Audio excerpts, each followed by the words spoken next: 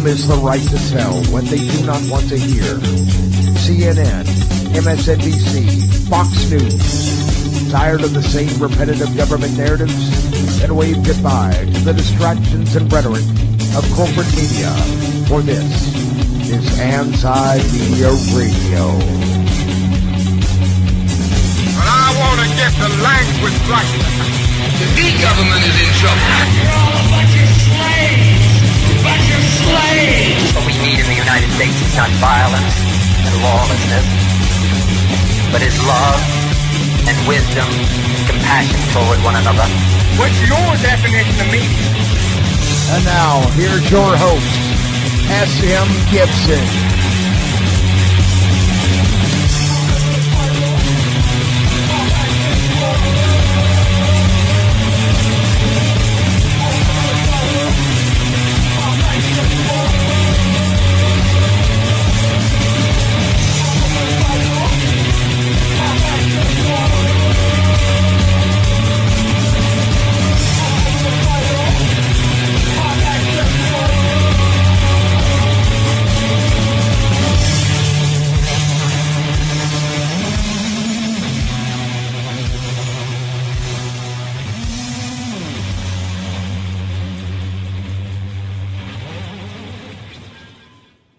Love your neighbor, but it doesn't mean you can't turn over the tables every once in a while. My name is S.M. Gibson, and this is Anti-Media Radio. It is April 21st, 2016.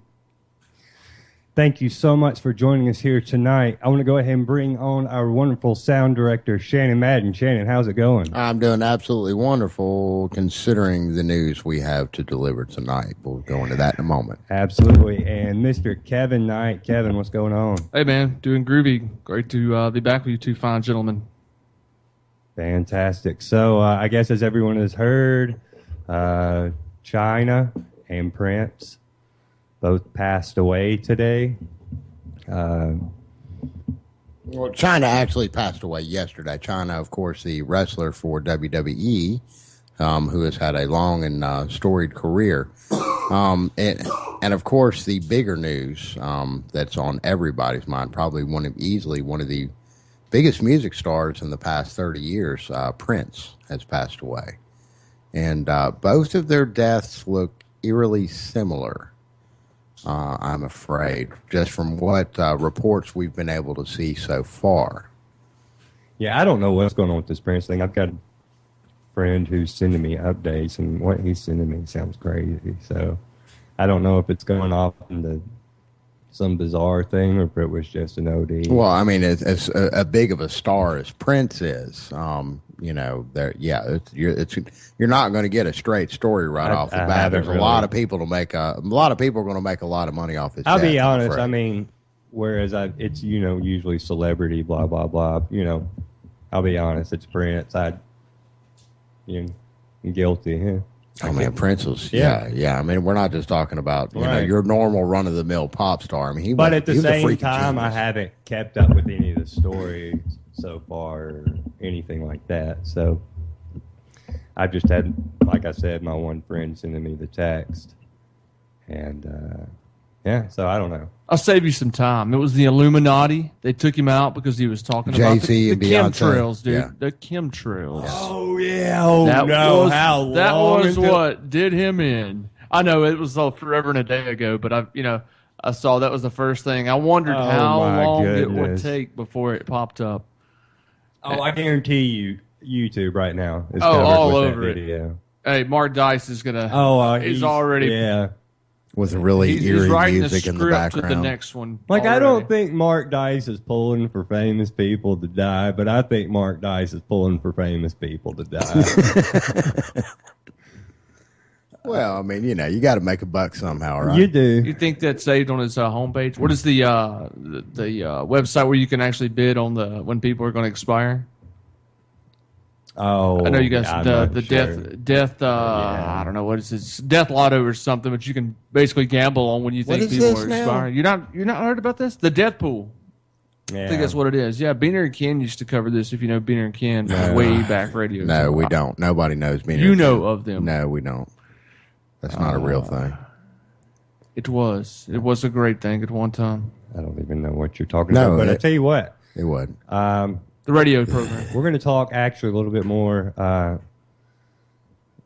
about the China and Prince story and why that's actually a relevant story a little later. And we're also going to get into some other issues and discuss freedom of the press and some implications that it's got with the United States, and also the Saudis and 9/11 and Obama. Oh yeah, he was just in. You mean 7-Eleven, right? Yeah. Oh yeah, I forgot 7-Eleven. Daddy, I forgot. Daddy changed it. Daddy. Yeah, he made it funny. Hey, in his defense, you guys did see that supposedly, and it does actually makes a little sense that he actually was referring to a fire hall, the 7-Eleven. Which was I didn't actually see it in full context. Of course he was.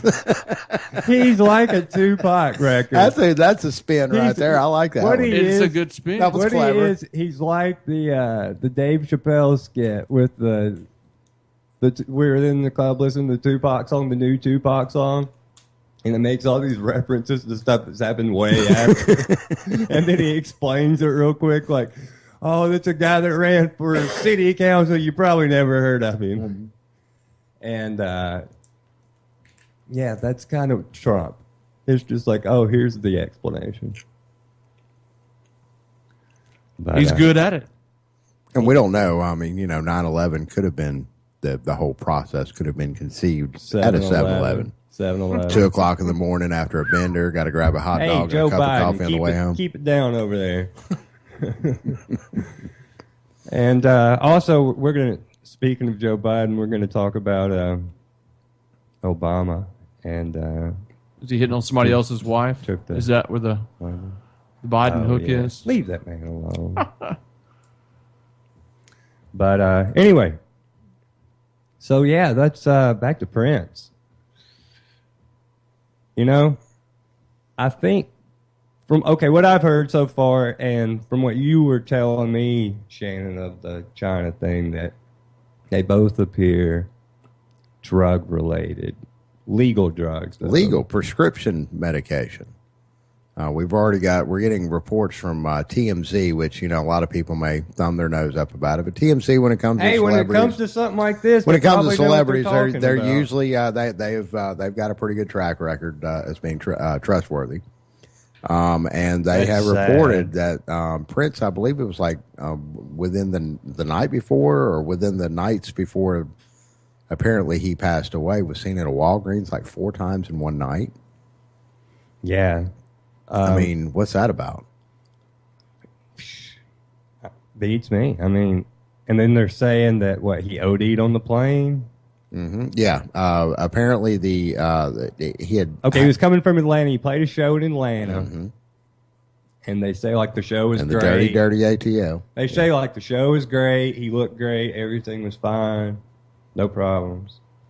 And gets on a plane. Say he has the flu. Turn flight around. But he actually apparently... Now it's coming out that he apparently was treated for an opiate overdose. And we don't know if that opiate overdose was something that was legal or illegal. But I know that when you go to a Walgreens to go pick up medications, that they have to be ordered by a doctor. And there's a process that you have, a legal process, the preferred method of getting your drugs here in America.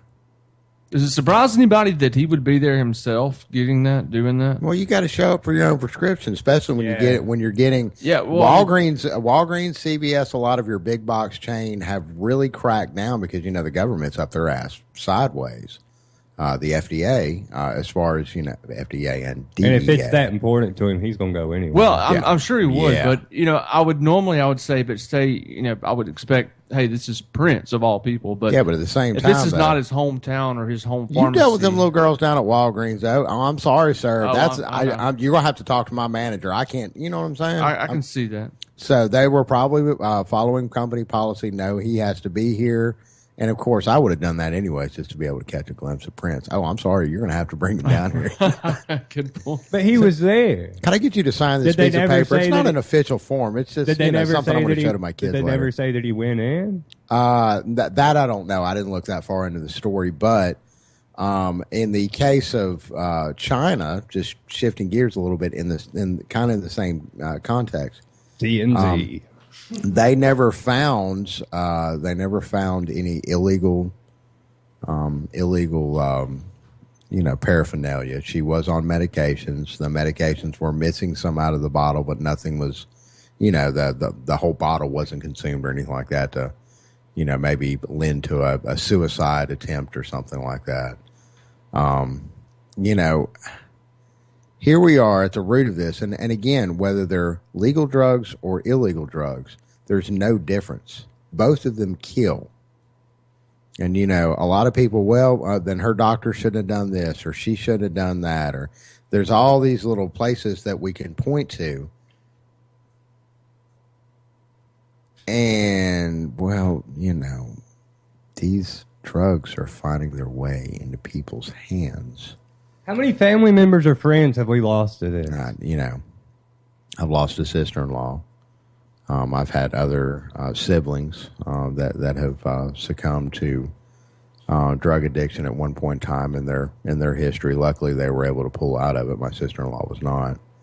The community that Kevin and I are from has suffered a lot of heroin overdose, fentanyl.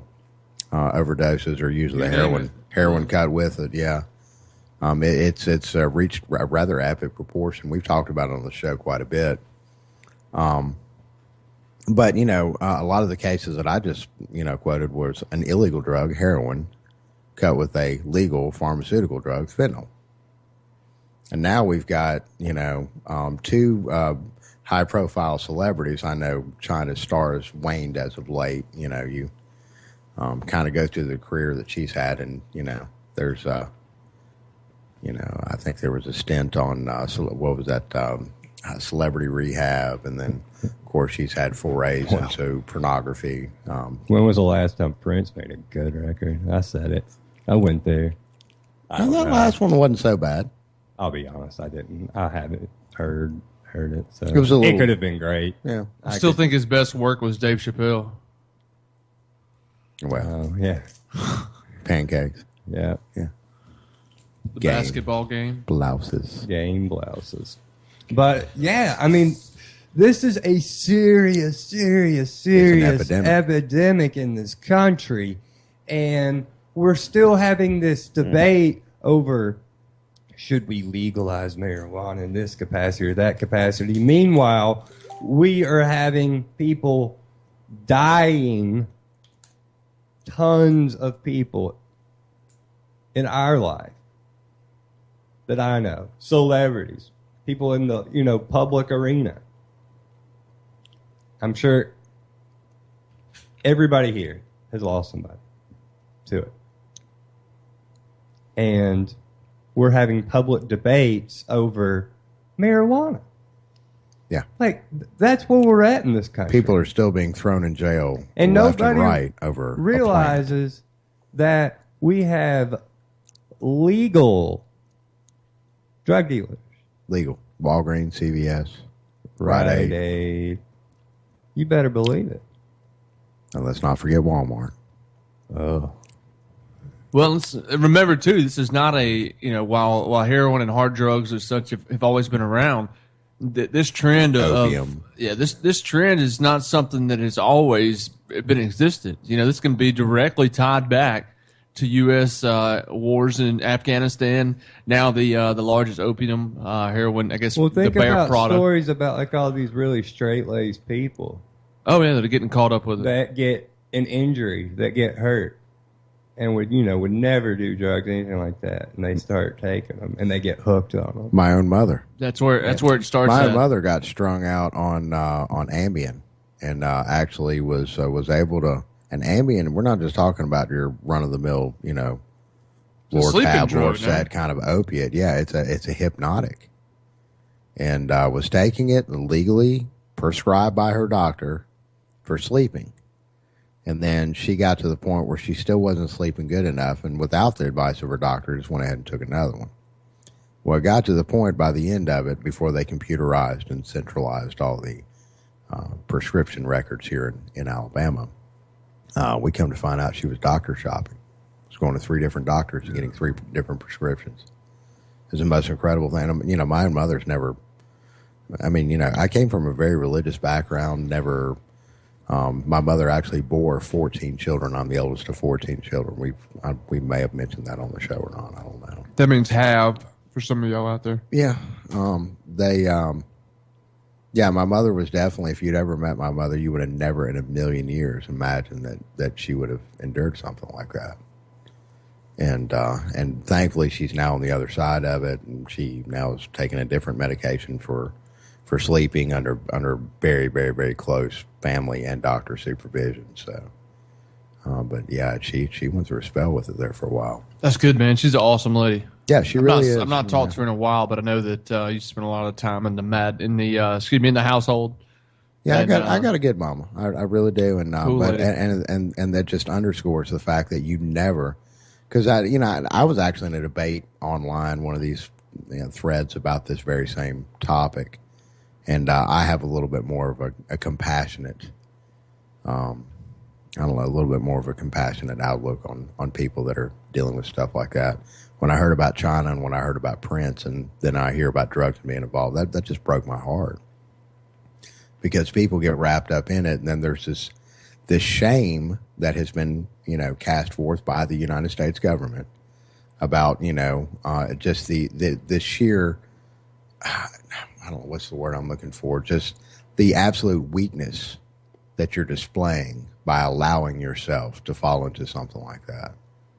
And that's horseshit, man. That really is. You have a lot of really, really true, genuinely good people, a lot of them dealing with mental issues and issues in their own life, that turn to not only that, but, alcohol is legal as well. And alcohol, I'm sure we've all known somebody that alcohol is definitely taken. I can think of a few right off the top of my head. Maybe not necessarily directly, from cirrhosis of the liver or something like that, but, wound up getting in a car wreck and dying. We had a young fella from our neighborhood, little Deer Meat. I don't know if you knew him. We're from Alabama. People have names like that. But yeah, man, he I know DUI accident a couple of weeks ago, and he passed away. In the early morning. Good kid too, really good kid. Was over the age of 21, was legally allowed to drink, and didn't know where to cut it off at, and found himself arriving home a little bit too late. That's something that we've all done sitting in this room. God, I could entertain y'all with some stories. Mm-hmm. You've already heard most of them, but you were there for a few. Yeah, I was going to say he was probably the driver. No, same. I tell you what, same thing happened with my cousin as well. Guy on his motorcycle one night after having a few too many. Mm-hmm. And that was it. Yeah. I had a cousin kill that left a party with a friend one night after having too many drinks in a fast car. Actually crossed over the interstate, ironically, and killed the uncle of my best friend at the time. They went 2 hours out of state, and actually took two different people that were close to me and shook everybody up, man. Bad stuff.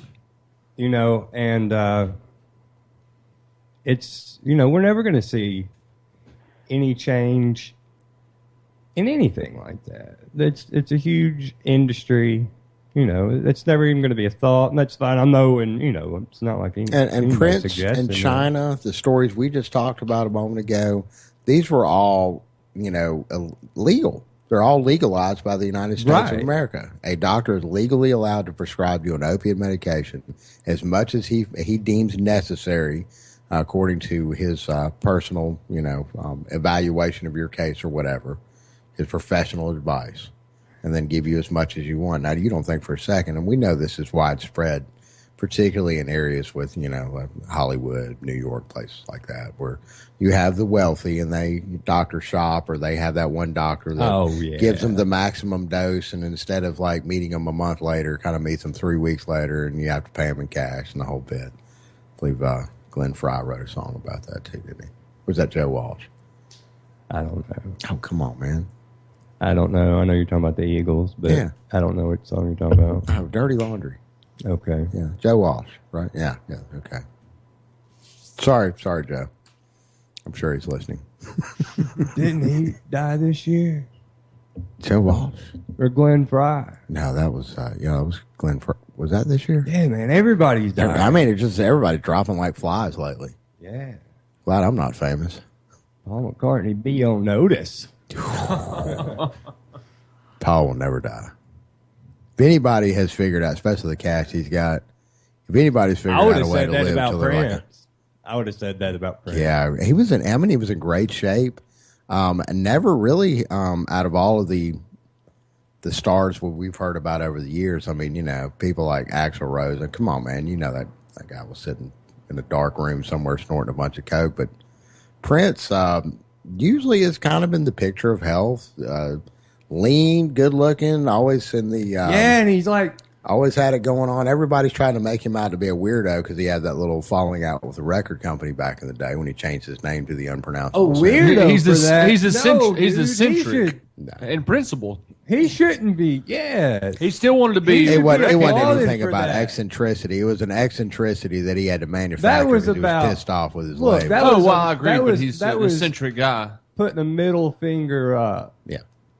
To his record labels. Yeah. Definitely. Was. Well, he kept the association, obviously, to Prince, and didn't have to call himself Prince. Who did not still know who Prince was, and who, great. But I mean, how many others would have necessarily gone and done that, and had it worked for him? You'd had a lot of people actually sympathize with him, and that brings up another point. He's kind of notorious for not having a lot of his music, if any of it, online, which I think a lot of people are surprised about. But he's not against the internet, but he definitely thinks that artists should be paid. He said, what did he say? The internet's over? I think there's a quote by him or something that said the internet's over. But yeah, he was, he seemed really aware and awake, and seemed like a very religious guy. Yeah, he was actually. I remember he was having some downtime after the New Power Generation thing, and was he Jewish? Was spotted. No, Jehovah's Witness, Seventh-day Adventist. Yeah, he was. There were reports of him just basically going door to door, knocking on the door like all the Jehovah's Witnesses do. Let me tell you about the news. Oh my God, you're Prince. Come in. Oh yeah, right. I mean, right. I mean, see, even if it was a hard sell, even if it was the whole Jehovah's Witness that's thing, a great. I would have sat through the sales pitch to hang out with. Would you answer the door for a Jehovah's Witness if it's Prince? Yes, I would say yes. Yeah, I would. I would have had my cell phone in my hand the whole time, and kind of doing the, where you hold the cell phone at somebody and you're taking a picture of them, but you don't want them to know you're taking a picture of them, and you kind of do the. I would let him know. As you hit the. I would let him know. Button. Yeah. I wouldn't care. I'd just go sit right there. Hey, it's Prince, man. He'd probably be down for it. Right. It's not like he doesn't expect it. Anyway, I mean, that's why he's there. He doesn't anymore. Yeah. Legal medications are. We don't know this to be 100%. Of course, he's a big time movie star. They're gonna, make sure that they've got, rock star. No, Purple Rain. Are you serious? Okay, yeah. Yes, he is a Purify movie star. Yourself You take that back. Lake Minnetonka, yeah, that was a good one. Prince is not a movie star. Oh my goodness! Don't even know you. I brought Purple Rain into the house when I was, I was probably about 10 or 11 then. Man, you would have thought I brought a copy of the Necronomicon and threw it on the coffee table, man. Oh, man, my parents were ill over that. I tell you what, hold on real quick. I want to go ahead and bring on our wonderful journalist, Miss Claire Burnish. Claire, how are you doing? I'm doing very well. How are you? Doing good. What's up, Claire? Howdy. That's the word. I love it. So what are your thoughts on the whole China Prince take today? And really, in the real aspect of it, as far as the drug issue and the fact that they're legal. Well, okay. This is really See, that's really, I think that's the real story here. Because, you know what I'm saying? Yeah, I agree. I mean, you have this completely and utterly failed drug war. You know, a large part of that is targeting a plant that really could replace, you know, these opiate medications in a lot of ways, and it actually does for a lot of people. And you have the UN getting together and saying they're going to make sweeping changes because the drug war has failed, and yet, you know, they get together and basically make almost no changes whatsoever. And, you know, then you have this very prominent figure who allegedly or might have, you know, died from the very drugs that are legal, that are killing people all over the country, when a plant really could save a lot of people a lot of pain and a lot of hassle and really solve their health problems. And it's an incredibly telling commentary on the state of things and how obsolete so many of our laws are and how arbitrary they are, and it's really tragic, in my opinion. Oh, and happy belated 420 to everybody here, too. I can't believe we've been this far to the broadcast talking about this and not bringing that up. Same to you, fellas. Hippies, my ass. Hippies. But I tell you what, the thing that's crazy to me, too, is the addiction side of it, how addictive these prescription pills are. And you don't see that you don't see people strung out on marijuana. Well, and you have to remember too that opiates, you know, they not only are addictive, but they lose their effectiveness. And if doctors stop prescribing them because there are so many, you know, strictures on prescribing opiates, they dole them out to an extent, but then they don't, you know, they stop working and they can't really do anything about it. People turn to like heroin and stuff. So you have that too, and that doesn't. It's, you know, marijuana has been proven, or cannabis has been proven, not to be a gateway drug like they so claimed for years. So there's that aspect as well. Gateway to a bag of Doritos. Well, to my understanding, Dare did Dare actually take it off? Dare took it, removed it, take it away from somewhere. They've had it removed from some degree of their I would platform. hope from the states that it's already now been legalized, Washington, California. Well, you would hope, but then again, is Dare? I would not be surprised if Dare is not a federal issue. It's not federally funded to some extent. Oh, Washington, yep, sure. D.C. I mean, you can smoke weed in the Capitol. They can't buy weed. Yeah, they'll throw you under the bus for that, but you can smoke it. This is still Dare, though. You know, Dare even talks about alcohol as well. DC.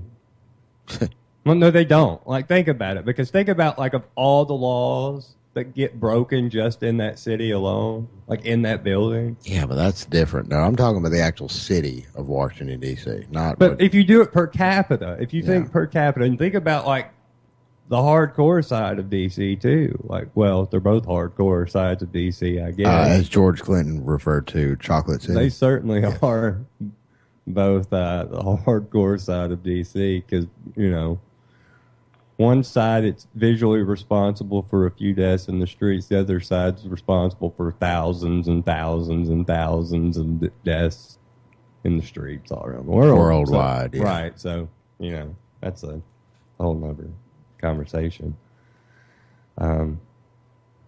But, you know, D.C. Legal weed. Don't they have one of the highest homeless capitals? Highest ratings as well. Yeah.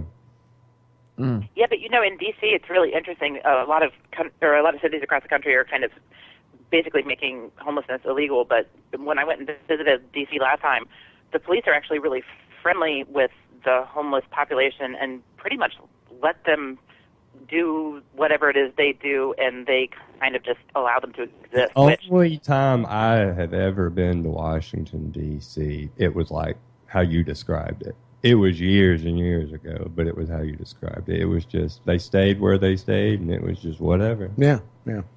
And it didn't bother me. It really didn't. I mean, I know, you know, that sounds like a, ooh. I mean, I didn't feel threatened. I'll say that. By homeless people? Right. I mean, is that I mean, I guess that's to me that's the perception. I guess that some but people the way have. That, no, it doesn't, I think the way the camp's set up. I mean, you would like you know what I'm talking about, Claire, in the park across. Yeah. They kind of take a lot of, if homeless people are allowed to exist, how they exist, then, I saw people have little camps like on benches and stuff. It was really cold when I was there. And they had set up camps with, using whatever they had available, like boxes or like a lot sleeping bags, like tents and stuff. And they just let them stay in the park and didn't harass them. It didn't cause problems. It didn't make trouble where there didn't need to be trouble. And it was amazing how well that worked. Do you know, I guess the reason that they let them stay there is because it would look bad for the police. Say, how horrible would that look? Yeah, to start worldwide. So for the police to start kicking them out right outside the Capitol doors. So wait a minute. What you're telling me is that government actually approached a problem and did nothing, and the problem's okay. It's weird how that works. Yeah, who would have thought? Real quick, there's a gentleman by the name of Cobb Mooney, who's a homeless guy who is actually spent a lot of time in D.C. He traveled. I found this guy. He found me on Facebook. He sent a friend request to a lot of people, and he was actually campaigning. He left, basically hitchhiked across the country to get to D.C. and he went to my understanding, every congressman's office, and was trying to get them on board with passing a homeless person's Bill of Rights, which I think is a really good thing. And I was so blown away by the activism of this guy who literally had nothing whatsoever. Everything he had was donated. He was able to blog, which a lot of people say, oh, he had a computer, he had internet access. Trust me, this is extremely limited, and even it too was donated by some good-natured people. But it was amazing seeing the work that this guy actually put in. You'd like to think that maybe that had something to do with the policies of Washington D.C.'s finest, although I highly doubt it. But anyways, I just wanted to plug that guy because of the work that he's doing, and hopefully that's something that I believe he's got a health issue, and hopefully he'll see that dream, and a lot of other people that are really looking forward to this getting passed. Hopefully they get some attention in his lifetime. We need more of it, man, because I'll be honest with you, the way that homeless people in this country are treated and looked down sickens me. And the vast majority of them are also veterans, too, I might add. Oh, no doubt. Yeah. It's an issue that so many people really have no understanding of, and unfortunately lack a lot of empathy for them. Well, just like with drug addiction and alcoholism, like we were talking about a moment ago, and again, you were so weak and your life got so fucked up that now you're sitting there sleeping on a park bench. Well, that's on you. That's horseshit, man. It really is. Considering how much we have in this country, how much wealth we have to spread around. Well, excuse me, how much wealth some people. Dude, we're not even talking about. Around. What are you talking about? They make it illegal, okay, just to exist. Yep. Keep on moving. You can't be homeless here. Yeah. I think that's a huge problem. And then illegal to feed people. That right there is really big. Hey, everybody, and that's what gets me when it's one thing, and I say it's one thing.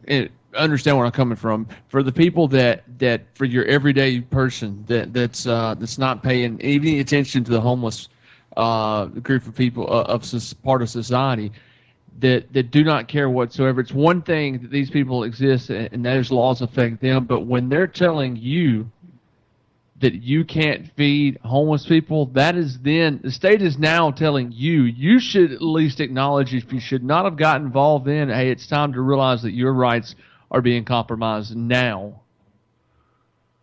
Absolutely. Man. It's just amazing to me where we've denigrated to as a society here in America. We really should start having some. I'd like to see somebody sponsor some nationwide feed the homeless rallies, just for any reason. Obviously, more all the merrier. But especially in these cities that are saying it's illegal. I'd love to see that take off. It'd be a great thing. In fact, I was trying to get I mentioned it to 2 or 3 people in the Libertarian Party of Alabama board trying to see what they thought about it, because right here in Birmingham, there's a big. I'm at your plug. Just because I can. Well, no, actually, because I'm the host. Birmingham, right down here in Birmingham, I've spoke to, and the thing is, a lot of people that are not in tune with this turn it down. That's why I went to those guys. I've got 2 other friends that I thought, this is what really aggravated me, that I thought would be down for this, and the worst things I think I've ever heard from about the homeless community came out of one of them's mouth. And that's why it's so frustrating me to hear that kind of talk. You never know about some people. Ask them how they feel. Ask somebody how they feel about the homeless population, and you really start to see what people are about in their hearts. I agree with that. Yeah, I think that's a fairly accurate statement. And again, a lot of them homeless because they got strung out on drugs. Some of them started getting their drugs from a doctor's office, wound up getting them on the streets, wound up losing everything that they've got, and screw these people. They were just too weak. And guess what? They get arrested. Dealing with post-traumatic stress syndrome from the war. They can't get a job because they've been arrested. Yep. It's hard to even get a job to start with. A lot of times you have to have an address to go to employment. I mean, basically you got to have clothes, a way to get there, a defendable source of transportation. So it's a lot harder for the people that, the people that criticize other people that are homeless and just say, oh, get a job. That could not be further from the possibility than what that other person envisions. It's like they've lost compassion and have no idea it is. I've actually been homeless before. It is incredibly difficult. Once you are there, it does not matter how much you want to be out of that situation and how hard you try. The system is working against you so hard at that point. Like you said, an address, a means of transportation, a phone to call to get an interview. I mean, all of these things, if you do not have them, it is not like you can just run out and get a job, even if it's a minimum wage job. It just doesn't work like that. It's a vicious cycle. It really is. That's not what Sean Hannity says. So I'm going to have to disagree with you. Because I trust in Sean Hannity. Have you ever seen his hair? He has such nice beautiful helmet. hair. That's it. Man. You brought that up last week. He has a very punchable face. Him and Ted Cruz are What do you listen to every single thing that I say? No, I should. I do you the courtesy and respect of tuning you out when you start talking. I tell you what. You should at least do that for me. I believe it. I want to turn back to what I do when I hear Berman. I want to turn back to what. I love that guy. You're fired. I'm just kidding. I'm leaving now. Just Screw kidding you. I'm on that getting out one. of here. Let me get my pants back on. But back to what Claire was saying about the way the system tries to keep people down just for trying to survive. And I don't think it's like saying, oh, woe is me, woe is me. It's just saying, hey, at least understand here, this is not like you think it is. You think, oh, it's just so easy. And that's what you hear people like Sean Hannity and Bill O'Reilly say. Pull it together. I did it.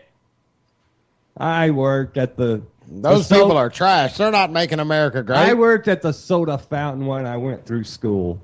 Right. I had an all-American scholarship to State U. My parents Look at loved me, now. and so did Jesus. Yeah. They didn't give me a dime. They spit on me, and it made me stronger. Yeah. So get up. And that's how they act. Mm-hmm. It doesn't work that way. Because you can try. You know, just don't keep pushing people back down. Demonizing them. And then you're going to make it a law that you can't go give somebody a loaf of bread when they're hungry. Oh. That is... How fucked up is that? Yeah. If there was ever how evil of a person do you have to be? Yeah. To not only just come up with something like that, but then enforce it. They're effectively saying don't feed the animals. Yeah. Yeah, then they'll just wander off. Mm-hmm. It'll be somebody else's problem. What do they Those think? are human beings. I know, but look, there are, I will say this, not to be a complete, I mean, there are places set up in cities, too. I don't want to just be complete. Some cities, There are some cities that help. There are some that don't. I just want to be devil's advocate on that, just to... Well, a lot of those are more dangerous, and a lot of those are maybe set up more for women and children. Right. But even those, a lot of times, they're so wrought with issues, you know? I know. Are you talking about like shelters? Yes. Because oftentimes people won't stay in shelters because they are so dangerous, and the few belongings people come into shelters with often get stolen. People get harassed. I mean, in a lot of places, I'm not saying, of course, this is not a blanket statement, but generally speaking, you know, that does tend to be a problem as well. Yeah, it's almost like a prison population, you know, with people that have been conditioned almost, you know, in a similar fashion. Well, and everybody's thinking about it. If you're there, you're probably staying around that area. So once any kind of negative trouble gets there, it probably tends to hang out just from lack of ability to relocate or the lack of ease. Mm-hmm. Yeah. Obviously, you know, a lot of money you're not going. You know, who funds a lot of these things? Are these, you know, at one time in this country, to my understanding, obviously we didn't have the same amount of unemployment, but my understanding at one time we had a lot more charity organizations that would really take up a lot of the mantle and really help out a lot of people. But we're not seeing we're seeing it being made harder and harder these days, and fewer resources seemingly for the homeless. Whatever way they got there, they're being swept under the rug. I think that has a lot to do with what you were talking about, like the whole demonization and the whole stigma surrounding people who are homeless or houseless. I mean, there are so many reasons why somebody can end up in that situation, and so many people assume that it always has to be like drugs and alcohol or something, some sort of addiction or laziness or something like that. And that's actually, you know, maybe it's a big chunk of that, but it's not all people. I mean, some people lose their job even if they're trying really, really hard, and say the factory packs up and closes or something, you know. People can end up homeless for just about any reason, and then I don't think that that's fully understood because the whole situation has been so stigmatized. My wife and I lost our house in a house fire, a total loss, about 3 years ago, lost everything we owned. Fortunately, we had insurance, so you know, we were okay. But at the same time, within 3 months later, I actually had a friend I went to high school. Him and his wife actually went through the same thing. And they were actually were out of town. Their family had moved away. I think his wife and family weren't even in touch. They lived out of state. His family, I think, were actually dead. But for a while, yeah, they were roughing it. You know, moving house to house, staying, you know, with the local church, staying where they could. You're right. It doesn't take anything in this day and age for you to lose it all. Even with the tornadoes and such that we saw, you know, a lot of people were out of home, without a home after that. It really does not take a lot, and your whole life can change overnight. It's true. You know, we never know what tomorrow is going to bring to us. Well, you know, I had the fellow that used to live in my backyard. You know, that again, I actually worked in television here in town, and was married. And the television station got bought out by another company. They had a massive wave of layoffs.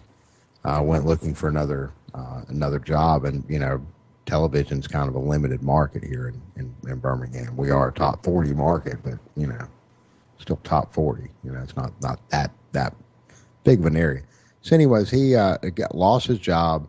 Then his wife wound up leaving him. She took the house, pretty much left him with nothing. He moved back in with his mother. His mother ran a small mobile home park. She passed away unexpectedly without a will. So he just kind of took the mobile home park over and lived in her house. Well, he had a sister-in-law that had absolutely hardly anything to do with his mother. Suddenly got a lawyer, came after him, and wound up leaving him with just his mother's truck and a little Pekingese dog. And that was it. That's all he had left. He lost everything. There's the system for you. He wound up living in a van, no lie, because my place wasn't big enough. I would have certainly moved him in with me, but I just didn't have enough room for him. But I let him stay in my backyard, use the bathroom. He had his own key to the place, and this, that, and the other. And ran an extension cord from the van, so he had, like, you know, heat and cool, and had TV and computer and the whole bit. And again, he had computer, but at the same time, he's living out of his van. he's finally gotten. He's also disabled as well, as really bad diabetic and has issues of mobility, and has just now started getting Social Security. So it was a bad scene, and that story happens so often. It does. And again, it's just like what Kevin said. All it takes is one small little hitch in your life, and if you're not properly prepared for it, it'll ruin you. Even sickness, I've seen that. Yeah, absolutely. I saw two to-go funds in the past month from two girls I went to school with. And cancer at this, a young age, and people were getting sicknesses and cancers and all kinds of sorts of health issues that you don't anticipate having at such a young age, and there's no way to pay for it. Yeah. For a lot of people, there's absolutely no way to do it. And how do you fix it? Well, we also we brought up one fix for certain types of cancers earlier. I believe Ms. Claire brought up. Oh no, can't do that. Yeah, I don't know why, but they told me we can't. So there's not an easy fix, obviously, but healthcare I think is something that most all people will probably agree with. That all people, it should be easier. It should be much easier for all people to afford it, without getting in the whole single payer who should have to pay for it. I think if we were to open up state lines and keep the federal government from interfering and allow the contrary to what people argue is the result right now of the market so-called working when it's obviously not. What's so funny is these people that hate communism and hate all this stuff and the structure and the whole no competition. It's going to be straight up. This is what it is. This is what you get. Deal with it, like it or not. Oh yeah, and by the way, now you're going to get fined if you don't buy it. Well, I do believe that we should have basic health care for all Americans. I strongly believe in that. As far, and especially more leaning towards preventative care, which you're just simply not seeing now. Now that everything is ruled by the insurance companies, there's a difference between providing health care and putting a gun to somebody's head and say you will buy this from this company. Yeah. Well, what about putting a gun to a doctor? If you don't, will financially ruin you $500 And wait, how is that again? Sorry, but wait, how is that against the insurance companies again? The insurance companies in each state, if that. Oh, right. They help write these laws. Yeah, they help write it. Obviously. Anyway, sorry. Sidetrack. Yeah, we can go off on that. That ties back into what we're talking about at the beginning of the show. Absolutely. When we're talking about the whole Prince thing. Yeah. It ties right back into it. Money makes the world go round. So I think we can safely say that the United States government had Prince killed. Oh, indirectly. Can you fire me now? Can I please go home? No. The anti-media just said Prince killed by the government. That was kind of funny, so I'm going to let it slide. Stupid. Yeah, it was. Makes you feel any better. It was stupid. But you're stupid.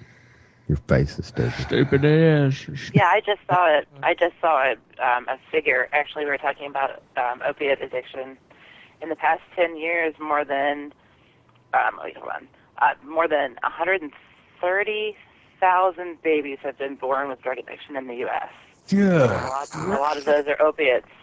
And here we are just screwing around with arbitrary laws about pot. I mean, it's just inexcusable. And I don't see any other way to describe it. Especially when we've seen drug overdoses and deaths from drug overdoses go down, especially like in Colorado and states and areas we've seen marijuana legalized. That's how do you argue against the obvious benefits of that? You can't. There is no argument to keep this arbitrary, useless, and dangerous drug war going. There is no argument for it, and yet here we are. And no matter what side somebody falls on, religious or not, morally and ethically, the people that are keeping this from being accessible should have to explain themselves. I would love it if there was a way that they could be forced to explain how morally and how ethically they could get off keeping this illegal when we've got as many doctors. Well, you get some Ted Cruz, high and mighty, pious, speech. Well, we need to be considerate of the children. I mean, what are the children going to do? The children. Yeah, you should listen to that. If he looks at the statistic of kids being born addicted to drugs, then maybe he'll actually care about the children instead of saying some arbitrary, ideological, I don't know, crap. Or just, follow it. Well, I don't know the numbers on that, but, you bring up a good point because we need to think about the children. It's just going to denigrate in one of those type conversations. This is how they need to make the laws, okay? They need to sit everybody in a room, okay? And then they have these drugs lined up. And they need to bring their kids in there. And then be like, going to let your kid do that one? Just keep going. And if they'll let them do it, maybe we'll weed out some of their kids, too. OD. That's probably right. What the hell is wrong with you? I wasn't sure where was going. I'm just kidding. Hey, real quick. That was a joke. You're fired. I am fired on that one. Welcome to the Anti-Media Show. I'm your host, Shannon Madden. I'm joined by Kevin Knight. S.M. Gibson, go suck it. We're raising the black flag. I'm not. I'm just kidding, boss. I'm just going along with it. Ooh, man, that was a nasty look right there. Hey, let me ask you real quick. I'm sure. Did you guys go through the DARE program? Did y'all have DARE at school? Oh yeah. No, I never had to do it. Really? Oh yeah, man. I didn't either. Claire, you didn't have to do it? I went really? to school with a bunch of heat. I didn't have to. I had to. Let me ask you. That's one of the things I remember them pushing so much about marijuana, especially. I think for whatever reason, I remember them pushing so hard about that. And it brings up another. You guys mentioned a minute ago about, or we should say rather. That's probably from your understanding, is it easier as a kid because you have gotten a hold of if you had wanted it? Was marijuana easier to come by than alcohol for you growing up? No, man. Alcohol was in everybody's refrigerators. It was in the cupboards. It was in the big giant. You'd go to a friend's house and a big giant huge display of it right there, and all these different alcohols. Of course, I didn't come from that type of household. I was actually, believe it or not, a pretty square kid until I hit about 18, and then I just went nuts. But I didn't really have much interest in that. It was just some yucky thing that grown-ups did, I think what DARE didn't. The same way. DARE didn't realize what they were doing when they told these kids and they pressed so hard the drugs are bad that the kid that goes home at night and knows this, who's heard this 1,000 times about DARE, goes to a party one night and against his better judgment decides to smoke weed, gets high, goes home, gets some munchies, goes to school the next morning, takes his test, does great, has no effects whatsoever. He's just called into question possibly what he's been told about DARE. And then give the kid, let a few more weeks go by until at some point where he's offered maybe a little white line, and let him remember that everything that he was taught by the DARE officers was proven wrong when they said that drugs were bad. No, it's because he smoked that joint, because marijuana is the gateway drug, right? Oh, I know it. Right. Well, I mean, that's what I mean, though. They inversely, the gateway, the door, I think, is changing. As crazy as it sounds. The gateway is the DARE officers, what you're saying. Right. And you're probably right by that. Because that was the first exposure that I'd ever had. I'd never seen marijuana or LSD or cocaine, which I don't know if it's cocaine or not, but they have the little squares of LSD. So that way when I went off to college years later, I knew exactly what to look for. I mean, in theory, you can say that, well, that guy's telling me, hey, don't smoke weed, don't do heroin. And that kid goes, well, he's lying about one. Could be lying about both. Oh, man, you bring up a great point. Yeah. Well, that's exactly the point, yeah, that they shoot themselves in the foot, I think, by pushing that kind of program. Mm-hmm. Yeah. But they obviously, I love how they make sure to show you big pictures to make sure that your family, know what to look for when you're being told to go through mom and daddy's purse. Out, right. Jeez. Really? Yeah. You read 1984. You know how this all is going to go down. Oh, yeah. I just didn't realize it was taking place quite that blatantly. Oh, yeah. Of course. It's and that's why they kind of went younger and younger and younger with it. I think I was probably in 5th or 6th grade. Oh, yeah. I was in 6th grade. And my younger siblings went through it. They were like in, 3rd grade, 4th grade, somewhere in that neighborhood. 9, 10 years old. And if you see this at your parents' house, you don't hesitate. If you feel scared, you call us up. We'll come get you out of there. Wow, that's just really wrong. Man, we used to get told stuff like that. Oh, teachers. Absolutely. Yeah. Oh, we were told stuff like that. Yeah, the dad program. We were not. We didn't have any of this whole, like, I mean, I think we had like a one-class drug education. Well, Claire, you probably didn't have the heathens running around your town that we did down here. Man, we had 15 of these jokers that were kin to each other running around. I went to school with a rough crowd. I'm talking about when I lived over at Midfield. You know, that's where I went to. Right. Well, that's where our family's first. Midfield is now the ghetto. The ghetto. Yes, the ghetto. No, it's okay. Somewhere. In the ghetto. Oh, we're not talking about. We're talking about Elvis Presley's ghetto.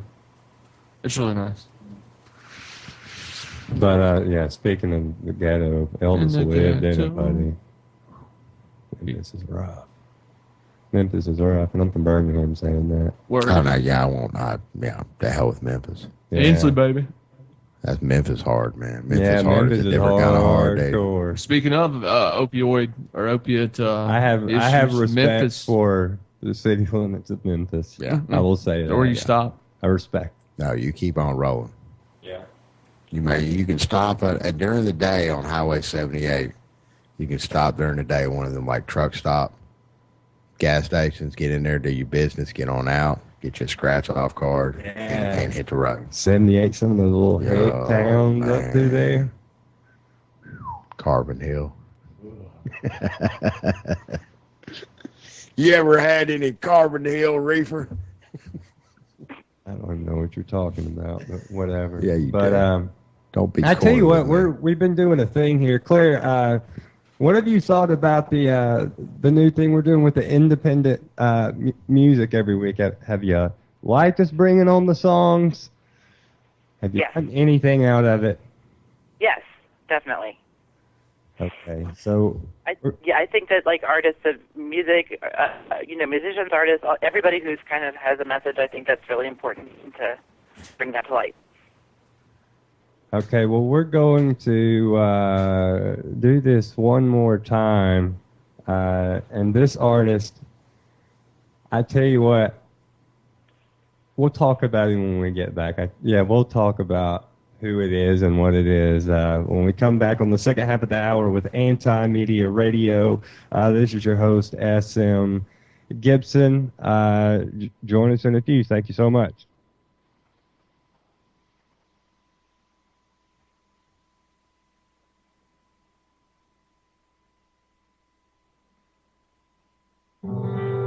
Long ago, there was a time I didn't think that I could wait so long, so long. You do the work, you do the time. I didn't think that you would wait so long, so long, so long for me.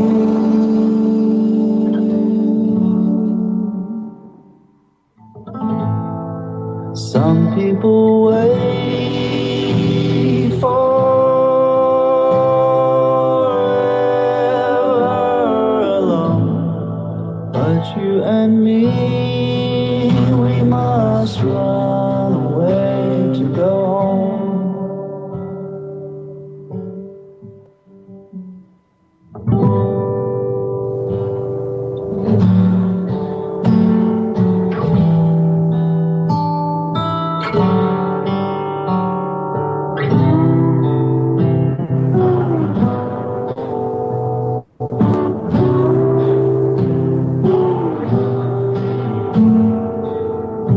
It's not a sin, it's not a crime. I didn't think that I could wait so long,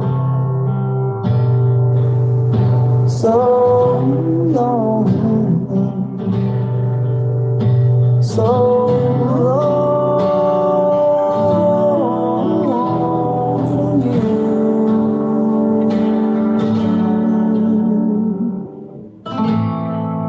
Some people wait forever.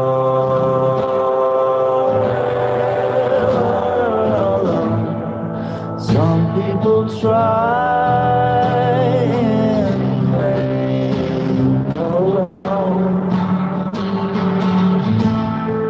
Most angels cry out, where do we belong? For you and me, we must run away to go home.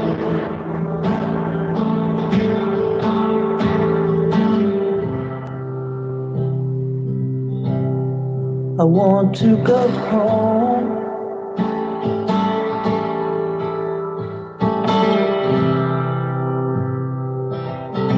Please take me home.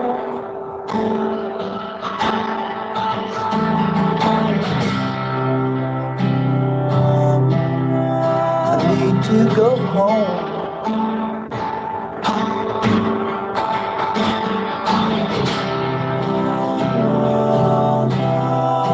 Please take me home.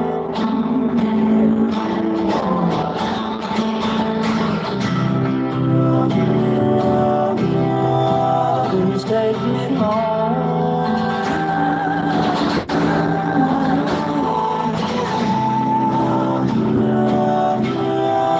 Please take me home.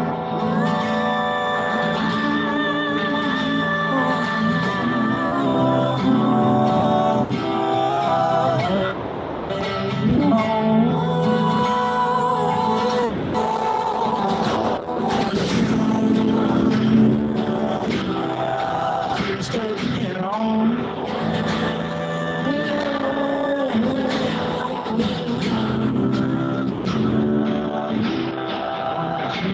me home.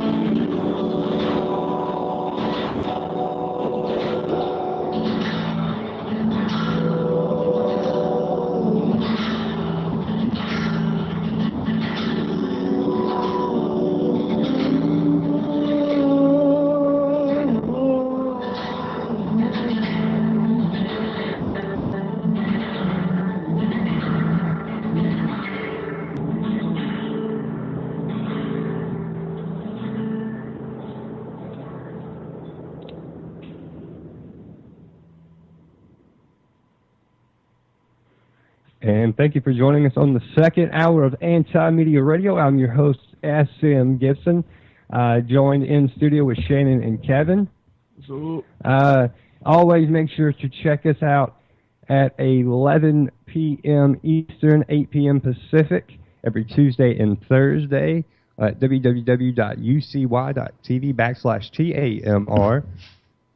And you can always check the replays on YouTube by searching for Anti-Media Radio into the space bar. And we are also joined by wonderful journalist Claire Burnish. Claire, what's going on? Not much. What's up? How about that song? It was great. That's our friend Jeff Hendon, who's living in North Carolina now. Yeah, he's up there in the mountains now. He's got a baby, little baby girl. I tell you what, let's start the second hour by getting a caller at area code 949. Thank you for on Anti-Media Radio. Tell us your name and where you're calling from tonight. My name is Steve. I'm calling from Bishop, California. Steve, how you doing? I'm doing well. And you? Can't complain, sir.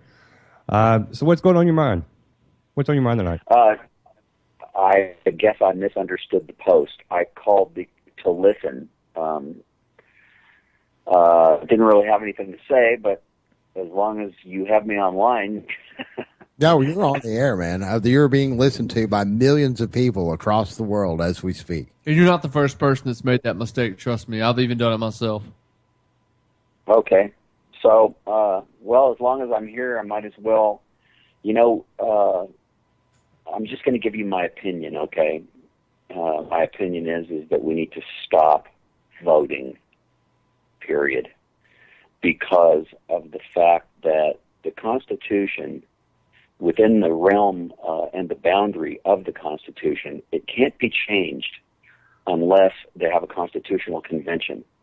And the main thing is that the electorates vote for the president. That is all. It doesn't matter what the 24th Amendment says or what anything else says, because they have to follow the protocol, and the protocol is that the electors elect the president. And as far as the 24th Amendment, it only gives you the right to vote. But it does not say that the votes will be counted, and whoever gets the most votes will be the president. And I think that's where you nailed it, Steve. I mean, we're seeing this play out in real life in front of us. I mean, I am personally no fan of Donald Trump or Bernie Sanders either, but at the same time, look at what's going on there, especially Bernie Sanders. God, man, he's getting the shaft. So are you guys arguing that we need to go with a popular vote and scrap the Electoral College? Is that what... No, I'm saying don't vote, because what they're trying, this is just my opinion. I understand. What they're attempting to do by getting you to vote, because now when you go to the DMV, they try to get you registered to vote. Mm-hmm. So what they're attempting to do is they're trying to gain your consent. That's what they're trying to do. And if they can get the consent of many or most of Americans, then it doesn't matter what they do. They know that they can do whatever they want because they have your consent. See? The first maxim of the law is that government must acquire the authority that they have over the people from the people through consent. If they don't have your consent, they don't have the authority. That's the bottom line. Yeah, you make an excellent point. I mean, that's pretty spot on. So I'm certainly of that. I'm probably I don't know if I'm the only one in the room, but I'm certainly not going to be voting. I've been pretty much on record about that. If I do, if I go to the polls, it'll be a protest vote. But I just can't. Just so I can get that little sticker and walk around and say, "See, I voted." Oh, honestly. Okay. So the last thing I just want to run by you guys is that we do not have a government. There is no such thing as a lawful government in this country, whether you're talking about the counties, the state, the governors, the president, the Congress, the Senate, the House of Representatives. It's a corporation. A corporation is not government. Everything in this country now is a corporation. They're impersonating government. That's what they're doing. They're impersonating government.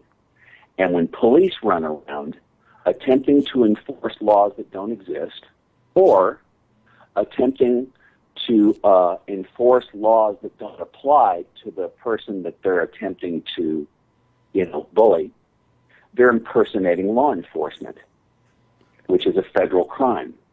They've been getting away with it for a long time because the people don't know where to go and who to sue. But what they need to do is they need to sue these commissioners and supervisors that supervise the chiefs of police.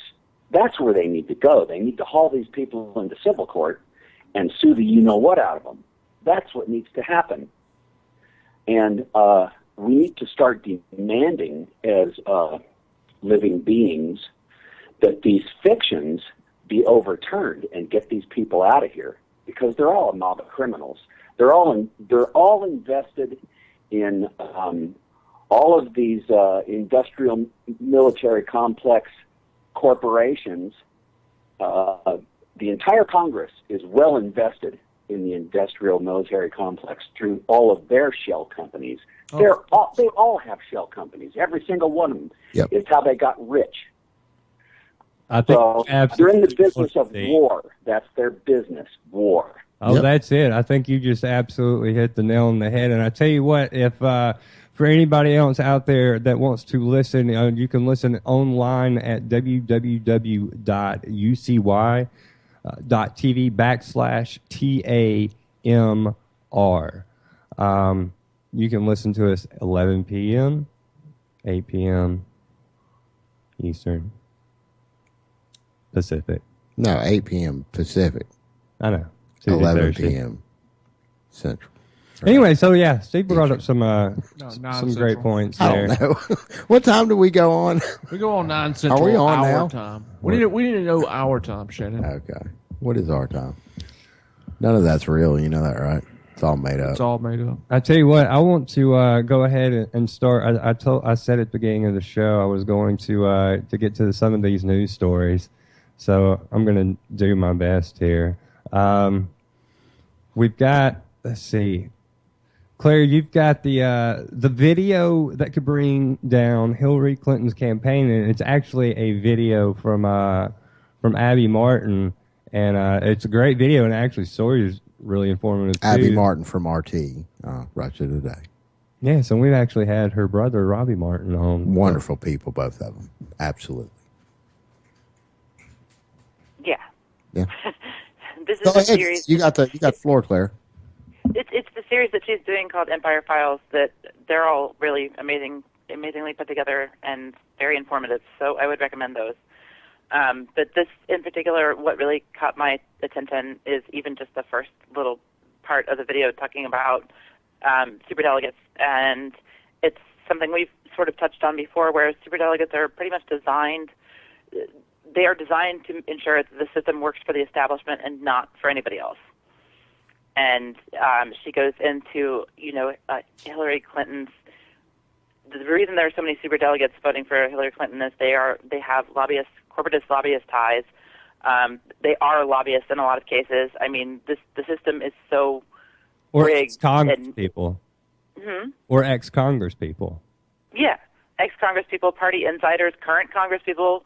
I mean, the superdelegates are designed to ensure an establishment candidate wins the nomination at all costs. Now, it won't necessarily go that way. It's not like that is written in stone, because, the idea is electability as well. But, they are all favoring Hillary Clinton. There's a reason that, she keeps, quote-unquote, winning all these primaries and caucuses, and there's a reason that all the media is slanted in her favor, considering that, you have, the top New York Times exec giving to her campaign and all sorts of things like that. I mean, I think people need to watch this and realize all the ties that bind. Oh, I think you're absolutely right. And, it's 700 unpledged people. 700.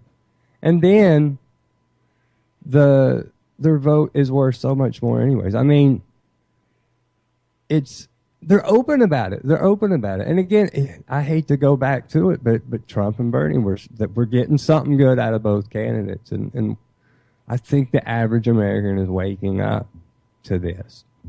Now, Claire, what in your opinion is the best solution to this problem? That's a fair question. I'm not sure that I have an answer. I have my own answer. I don't know if I do myself either. My own answer is either a protest vote of, epic proportions of, D's Nuts, Furman, Supreme, any number of other candidates. My personal choice is not voting at all. And I know that everybody gets all up in arms about that and gets very irate because they say, well, how do you expect anything to change? You're just going to allow some other, you're going to allow this person in or that person in. Yeah. Well, you know what? The whole system is so corrupt and all these candidates are pretty much the same anyway. So does it really matter? No, it really does not. No, unfortunately it doesn't. And, it's sad. I wish I could sit here and say, oh, you're just being pessimistic, Claire. But I don't think you are. I think you're just calling it how you see it. I think that's how it is. We live with a balled-off Congress. We were talking about this from the video the other day that was on the MSNBC guy. Yeah. Talking about the balled-off Congress. Yeah. Which is what we have. They are. I didn't put them there, did you? No. I don't remember voting for Jeff Sessions. I don't remember Richard Shelby standing for anything that I believe in. Right. But at the same time, but here's the thing. Then you're going to get the argument. But did you go vote? Yeah. That's the argument you're going to get. Ask those people to explain 5 reasons they voted for said person, and look and see how many of them have no idea.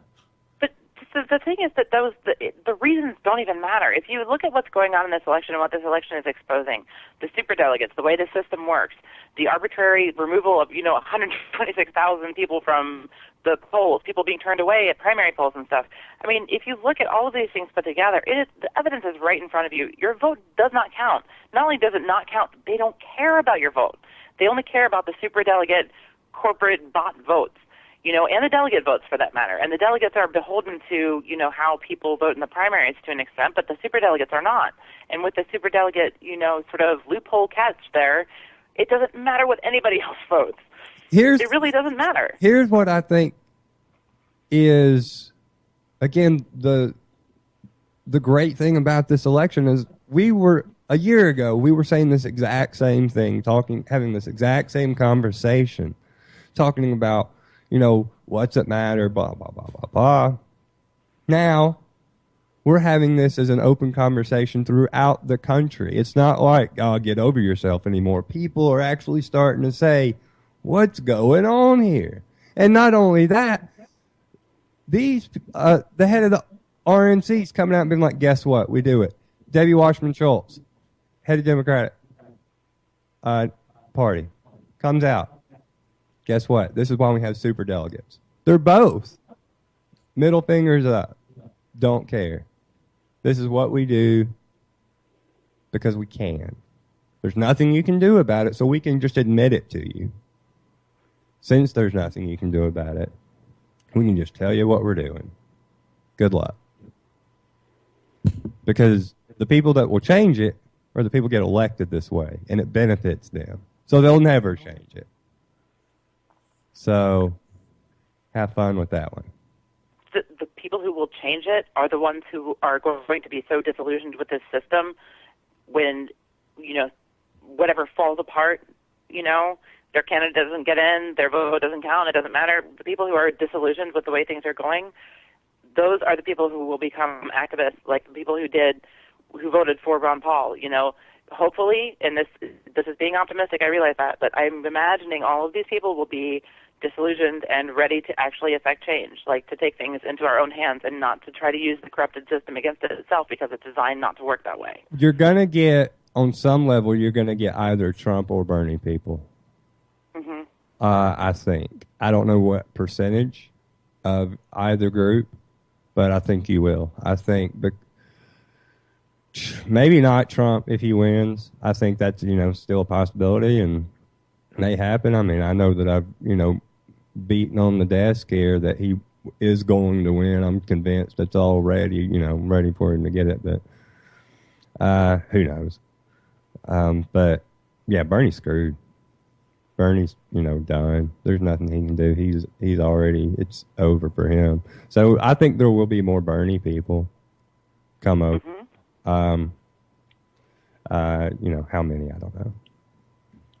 Still waiting on that call, that Bernie call to beg all of his supporters to throw their weight behind Hillary. It's coming. He's not going to do it. You don't think so? I don't. You said last week you thought he would. He will at the convention, but if you're waiting on it, I don't expect it to happen before then. Oh, no, certainly not. Not before, no. Yeah, I'm not waiting on it any day kind of a thing. It'll happen, but it'll happen, at the appropriately scheduled time and day. He had a good run. Yeah. I still wonder if she's going to make him the vice president. She's going to have to. It would help because it would help if she doesn't. She's in for the fight of her life. You think that little skirmish between her and Barack Obama or anything? Oh, man, you ain't seen nothing. And if you're Bernie, you have to do it. Whoever they ask, you have to do it. Because it's like she may not... nothing's going to happen to her if she becomes president. Nothing. No, nothing ever happens to Hillary. Hillary's got it all worked out. But, you still got to go with it, just in case they get her. Just in case. You got a chance to get in there. But, yeah, I don't know if she'll pick Bernie or not. She's going to be a fool if she don't, but she's not going to win anyway. Daddy's going to win and we're going to be screwed. Well, if she wins, we're screwed either way. I mean, I don't see how we're any worse screwed with her, with him as president versus her. Claire, what do you think? Who's at least it's going to be interesting. Is Hillary already got it? Do you think she's destined? Well, she has the nomination for sure. I don't see any way. I don't see, looking at all the evidence that I've looked at for these articles, countless articles about the subject, I don't see any way that she won't get the nomination. As far as the presidency goes, that is really kind of an open question. I'm not sure. I can see this going in a few different ways. So. Yeah, I think that's pretty much how most people feel with that. I don't see her not getting the nomination unless something just crazy happens. But we're seeing some crazy stuff right now, so anything's possible. That too. I want to go ahead and kind of turn to the page a little bit and talk about a story we have up on the front page of antimedia.org. Why do 40 countries rank higher in freedom of the press than the United States? And I know this is a big topic with you, Claire. We moved up this time. It's, it's the Press Freedom Index is done by the Reporters Without Borders. They're 41st out of 180 countries. The United States was 49th last year. The reason, supposedly, that we're so low is the war on whistleblowers. Even though, didn't Obama, when he was supposed to fix that? Wasn't that one of those golden promises? Yeah. And then, of course, the mass surveillance. And the lack of, shield, the law for journalists that guarantees their right not to reveal their sources or other confidential information. Claire, I know you're huge on protection of journalists. Do you think we're ever going to get above 41st? Not much. Not much if we do. I mean, look at the direction everything is going. I'm seeing more and more reports about, like, even globally speaking, it's a very authoritarian sort of bent right now. I mean, this yeah, but that's study, a cool thing. I think we're seeing that all around the world. But yeah, that's what I'm saying. I mean, this is in this country particularly. This study with the press freedom actually parallels an electoral integrity study where we're also ranked like 42nd or something. I can't remember for sure right now, but I mean, it is not going well. We're 42. Sorry. Press freedom is absolutely, and freedom of speech parallels that. They are absolutely fundamental to any sort of, any country that wants to call itself a free country or wants to call itself a tolerant country needs to have a free press that needs to be able to do what it needs to do, which is supposed to be muckraking and supposed to be investigative journalism and supposed to be, somewhat biased in its coverage so that it can uncover wrongs that are going on. That is the idea of the press. So when people say, oh, well, you're biased, it's like, well, yes, I am, because unbiased is what the corporate media has kind of preferred to everybody as an acceptable form of journalism, when really it is not. That is not the heart of journalism. That's not what it's founded on. So this press freedom thing is very disturbing, of course. What percentage of information out there do you think the average person sees that's just straight up propaganda? Do you think it's close to, as much as people are on internet and Facebook, I mean, clearly that percentage has gone down. People are seeing more truth, I think. To an extent, but I think it depends on where they are, because a lot of people are maybe they grew up with TV, or it depends on how they're trained and how they're trained to look at information and how they have been taught to examine things on their own. I think people are also very gullible on both ends of that. So people explore the internet and tend to believe things that totally aren't true on the other extreme side of things, whereas some people believe the propaganda from, say, the Wall Street Journal and CNN and just are like, oh, well, that must be true. People have lost that edge to investigate for themselves. Or maybe they don't have time because everybody's just trying to make a buck these days. Well, but, yeah. With the way that information spreads, there's so many stories that are popping up at once. It's pretty daunting to be a journalist in 2016 America. 2016 anywhere, really. I mean, there's just a lot of news here, and there's a lot of access to news now that wasn't there previously. Well, as well, you've got a lot of people that unfortunately just do not understand how to critically read something. To actually, I remember. I see a headline and they just get immediately right. If they do read the article, let them read the article and then go back and ask them a little bit about the article and how many times people, probably can't remember actually what they read. But it's the inability to read critically, and that's something I think that develops when you're unfortunately younger a lot of times, and kind of develops as you get older. But a lot of people just don't read, and then you're up to the impression of the news anchor, whoever else is just passing down what they've been told. I think you'll agree with this, Claire. One thing I have learned since working with anti-media and writing is that people make their own judgments going in to the article. Most people, I don't want to say most people, I don't think that's fair. The loudest people, I'll put it that way.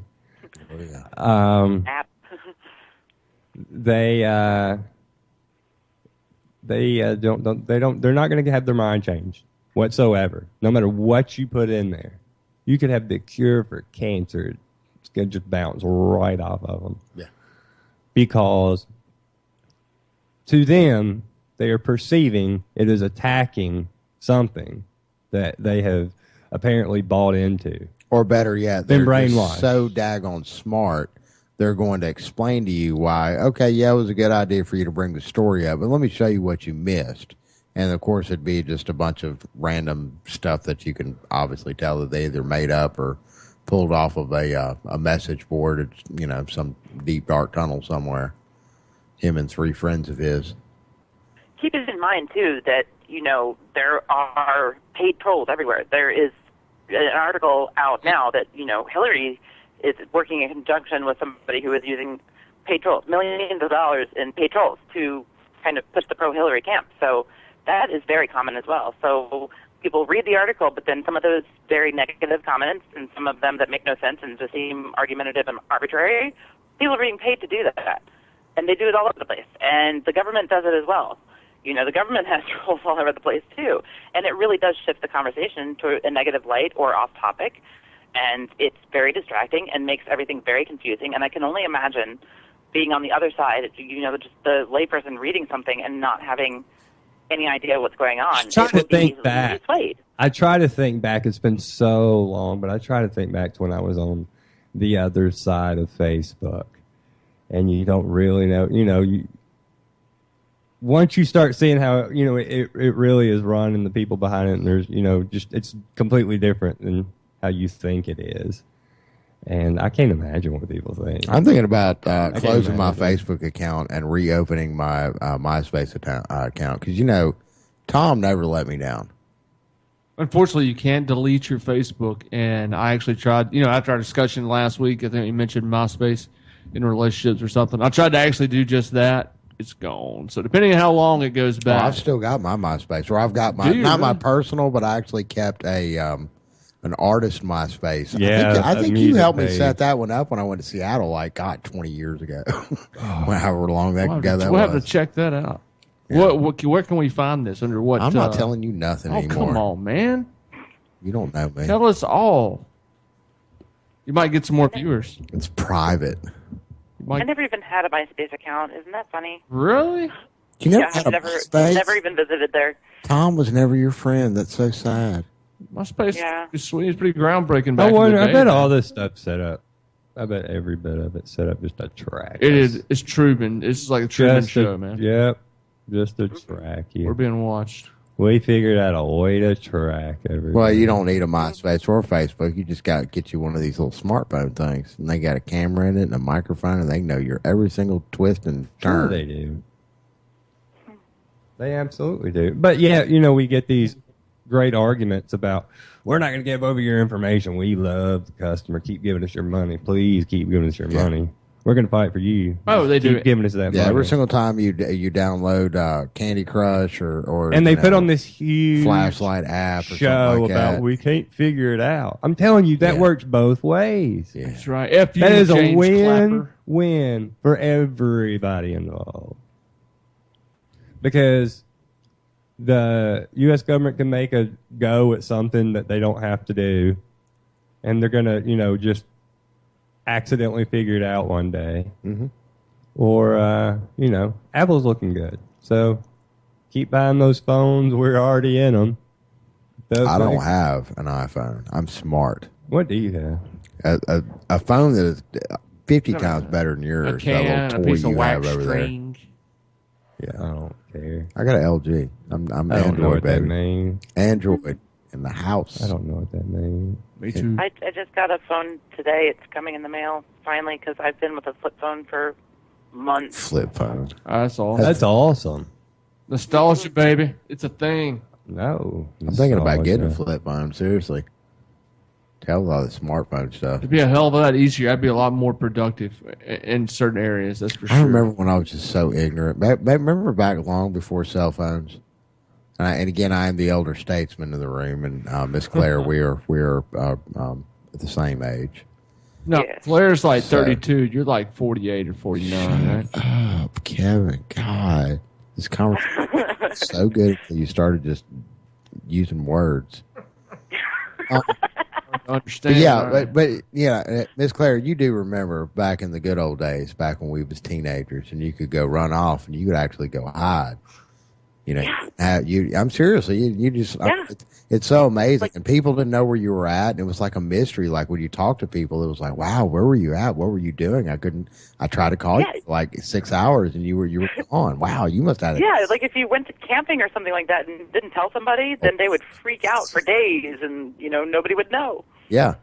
You couldn't call people at work because you're not allowed to call the work phone. I mean, it's got to be an emergency. So there's got to be blood or death or Ebola or Good something. point. Now people just call for any old reason. These kids have my cell God, you phones should- in school, man. You should eat Isn't this it bread. I crazy? just got this great bread. Oh my God, this bread is amazing. You're at work. Okay, that's great, but you really need to try this bread. So what are you doing while you're at work? Yeah. What are you doing? Yeah. Well, I'm working every day that you call me. What do you think I'm doing?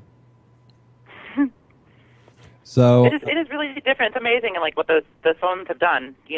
it's It's something else. I think it's made us reliable. It's brought us all closer together. It's ruined all of our distance, our eyesight. You know what? Pretty stupid. You haven't needed to know anything in so long. Think about it. No, I still need to know things, and I have a little thing in my pocket that has the answer to everything. Right. That's it. Stuff that I would have to make like 4 phone calls and go to the library. But, and well- get on a reference. Yeah, I figured it out in 3 seconds. Some little jerk like me that was in high school being like, why to every single thing when they're like, well, you're going to not have a calculator everywhere you go in life. Well, That's a lie. guess what? Yes, I will.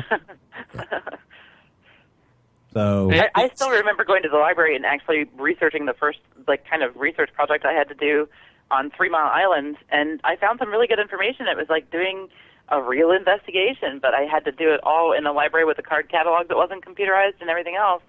And maybe that was kind of what started me down the road for wanting to do that. But that was a good experience, and it's amazing how little it takes to investigate something now. And yet people don't even bother. I still remember. I remember the card catalogs for The sure. Dewey Decimal System. That's it. Socialist. They crammed that down our throats, and Yeah, we had to learn it. In the I public don't remember education. it, but we had to learn it.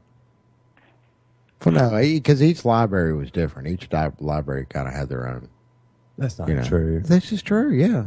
No, it was. I had my universal. first kiss in the library. I just thought I would throw that out there. So libraries have a personal meaning to me as well. You know, we didn't even talk about it as far I as really references. wanted to fire you for saying that. What? This sweet all moment. Oh, I don't it like. did sound pretty corny, didn't it? Yeah, it was rough. Screw all of y'all. It was bad. Bad. Kevin's over here talking about his was. first kiss was in the library. Yeah, I that's- mean, what is this, the Wonder Years all of a sudden? Yeah, It is, man. I did have a little great Winnie flashback. Cooper. I'm changing the topic. I had a huge crush on Winnie Cooper. I want to go ahead and What's a panga dog? and bring up man, that's what's up. That girl's thick. Oh my goodness! I want to talk about. Well, man, just because you're into Kimmy Gibbler don't mean we wasn't. Kimmy fired. First one to say something. Anyways, I want to go ahead and talk about the Obama trip over to Saudi Arabia, Claire. He's now left Saudi Arabia. They had all their meetings and amidst the turmoil of the 28 pages and. Well, let's ask America. Salmon didn't go to the airport. America is the truth about 9/11 worth $750 billion? A $750 billion hit on our economy. Do you think they would actually do that? They just purchased, I forget. Hell no, they ain't going to do that. Hell no. They just purchased how many billions of dollars in debt? They just took out some huge. Oh, yeah. Some huge astronomical number. Yeah, they're trying to shift off from the oil market that they see crashing eventually. This isn't just about public interest. There's other backroom deals, quiet. Let's close these doors. You guys with the cameras, we'll see y'all here in about 30 minutes. We got to have a quick chat. There's no way they have anything to replace that. And again, why would you can't replace that? Well, I mean, but if nothing more, it gave the government an excuse for why they would not probably go forward. The U.S. federal government now they've got an easy out now. Yeah, can't do it. National security, financial system's going to collapse. What if they've just been prolonging the inevitable for as long as they can to milk as much money as they can? Who's they? From the U.S. missile? The oil companies, which we know, and gas prices have started to tick upwards recently. But the Dick Cheneys, almost $2 a gallon here in Alabama. The Bill Cristols, but almost I mean that may not be true. I'm not sitting here saying, "Oh, that's what happened." Saying it's a theory, but what if they're just prolonging it? And they know one day that they're going to have to finally be off of oil. It's just a theory. But I want to go to area code 636 now. Thank you for calling Anti-Media Radio. This is your host, SM Gibson. Tell us your name and where you're calling from tonight.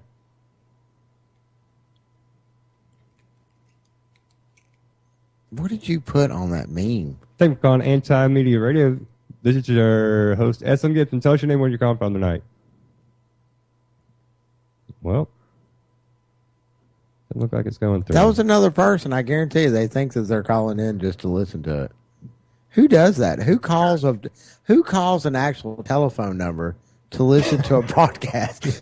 No, you'd be surprised. Why people do it? Why has nobody asked this? Alex Jones' show, for instance. People do it, man. Do you have to listen to Alex Jones' People do it because there's a phone number there and they have a phone in their pocket. That's why. You don't have it. Yeah, but I mean, if I'm calling somebody or calling a phone number, I'm not trying to listen. You don't to just walk around with your phone up to your listening to the radio all the time? No, not since 1968.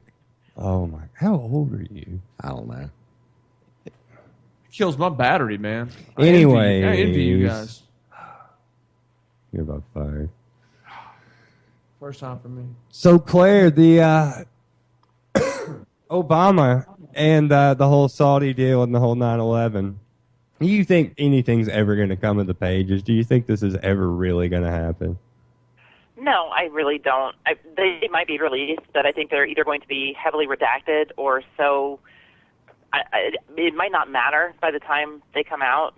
Like the way things are kind of deteriorating and stuff. Anyway, I don't know. Just a theory. They really need to come out. I think that would be justice for the victims and at least a tiny sort of concession. But it just doesn't. They kind of dangled a piece of cheese out there for everybody and said, "Hey, looky," and then nope. I can't believe it ever got to this point. That's what I was going to say. Yeah. I'm the activists that really worked hard on this, I mean, they should really be applauded. Did you guys see the big Building 7 sign they posted all around the world? Literally, groups of activists posted, which I know it's not the 28 pages, but it relates back still about the call for a true investigation into. Do you think that's addressed?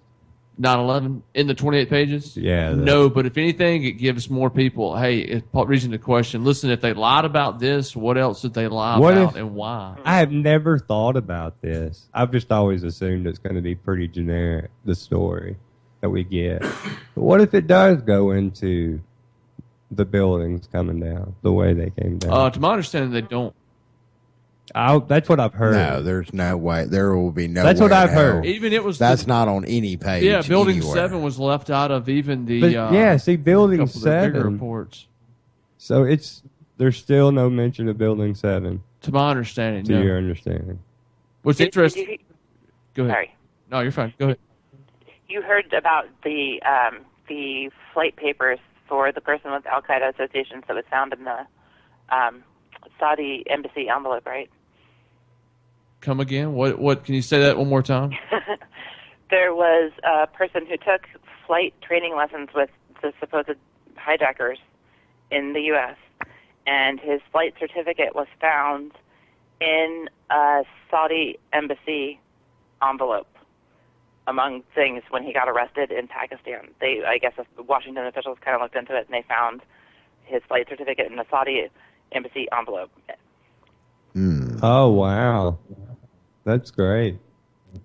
But Washington, D.C. embassy, Saudi embassy envelope, actually. That's where you start going down the rabbit hole with it, and it's just there's just no reason to go there. Sick, then. Yeah. Where does it stop? Yep.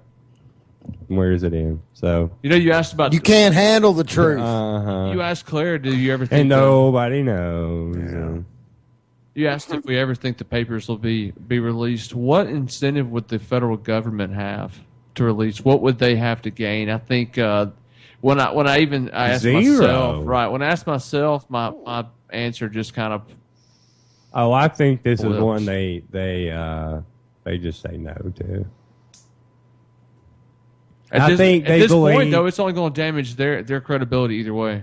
No, I just had a thought, though. Just to throw this out there for some little thought. What if they're holding on to the papers until things get so bad they have the chance to offer them forward kind of as like but here's this.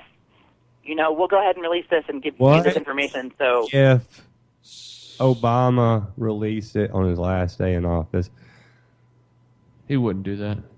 You don't think? No, he's a company man. He's got book deals and all sorts of corporate speeches. You never know. He gets to make some of that Clinton money when he gets done. Could we ever foresee the time where this could be used against Saudi Arabia by the U.S. federal government?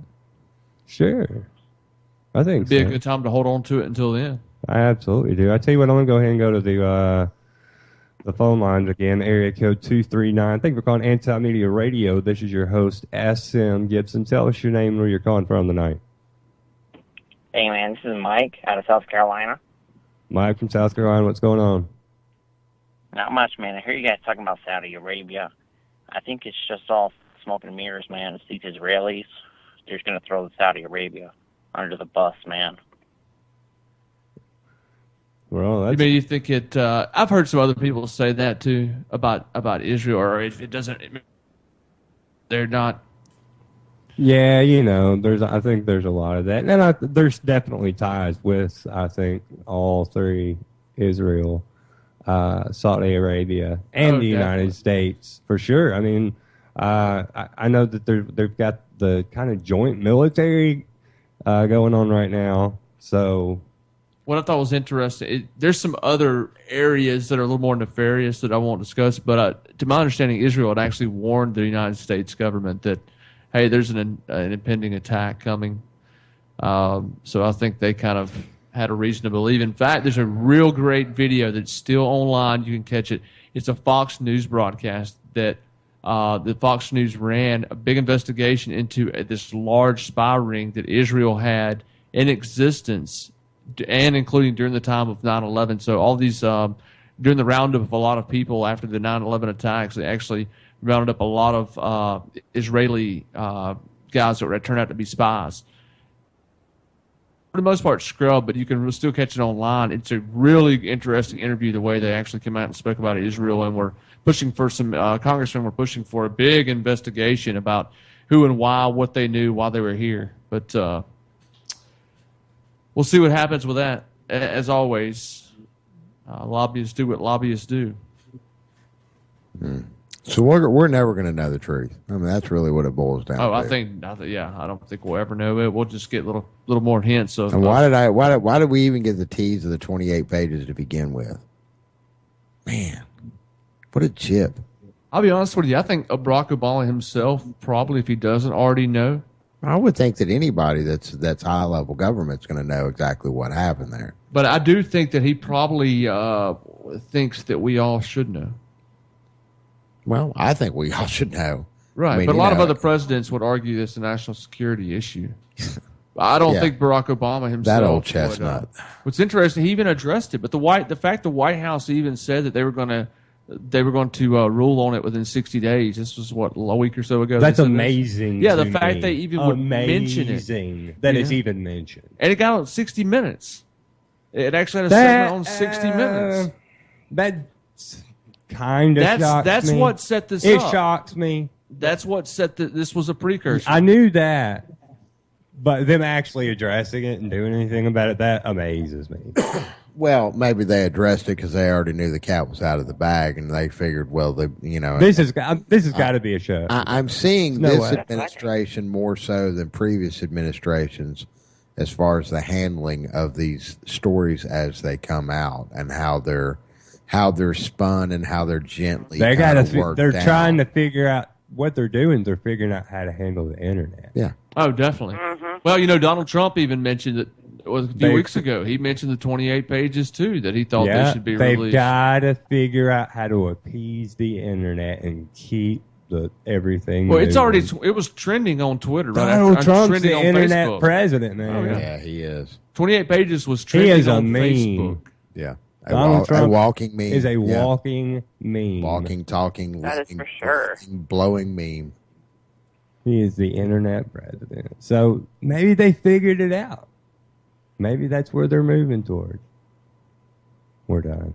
Think they could see Trump coming up? Think they're doing this to head off the pass, head him off, making the case now that it's a big national security risk to preemptively keep a Trump administration from looking into it. Oh, because there's going to be some more pushes for it. There's a lot of firefighters in New York that know there's some fishy stuff up that definitely. Oh, you think Trump will really do something about it? No, not necessarily. But I think the fact that he would like to, the fact that he actually mentioned it in the debate, what candidate has mentioned that? What did Trump have to benefit from mentioning that? Rand Paul. The 28 pages? I don't know that I've never brought it up specifically. He's talked about the 28 pages. I think Rand Paul knew a little bit better not to bring it up during prime time. Right, I think that's what he was kind of instructed by his handlers. Yeah, he didn't bring it up. Right, yeah. But he has mentioned it, yes. Oh, no, I'm sure he's mentioned it, but on the debate stage. But what incentive did Donald Trump have to say anything about the 28 pages whatsoever? I mean, what was that going to do? Was that going to fire up? I mean, who did it speak to?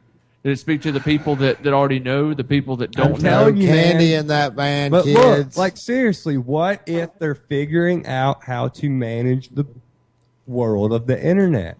That's exactly what they're doing. They've built up. Look, there's all this dissension that has built up. Okay, and they figured out they've got to get a release for it. They've got to give these people something because it's just going to end up biting them. Free Netflix, that'd be awesome. So they do stuff like this to be like, see, and then nothing. Well, 28 pages come out, then I'll be wrong. Well, that's like I said last broadcast. Well, okay, we're going to get 28 pages, but 28 pages of what? Right. Which truth are we going to get? Right. Well, it apparently points to Saudi Arabia pretty big time. Well, there's some senators who've seen this already. Bob Graham, who was actually set up there at the Intelligence Committee when he read it. He has been really so far the most vocal. Him and Thomas Massey. Well, Massey has. So if the 28 pages that are released come out and they're different than the 28 pages that have already been seen, I think that would be even more of a scandal, depending on which way they chose to address it. It would be a bigger deal. They wouldn't do that, I don't think. I don't think they would go through all of this trouble to release. To fake. Oh, here's the 28. Oh, you wanted those 28 pages. It's, Saudi Arabia pulling out everything. $750 billion, huh? Yeah, that amazes you, Shannon. Yeah, $750 billion. You came in talking about that one. Yeah, and again, $1 billion or $750 billion hit to our imaginary pretend economy, anyways, going to make any kind of difference? Is it really worth all that? Now, my answer is a resounding yes. It's a threat. What would it do? I mean, how would that look to the rest of the world if Saudi Arabia did so as a threat? I mean, if the pages came out, what would this do to the rest? You think? I would say the thing is that there's right, a lot. But even the threat is just as. That's what I say. Do you think it's a threat, or do you think it's just like it has to be? Like it has to be that bad. It has to go there. Could it be an easy out? I mean, could it be an easy out for the U.S. administration? I mean, surely the U.S. government knew this was coming, right?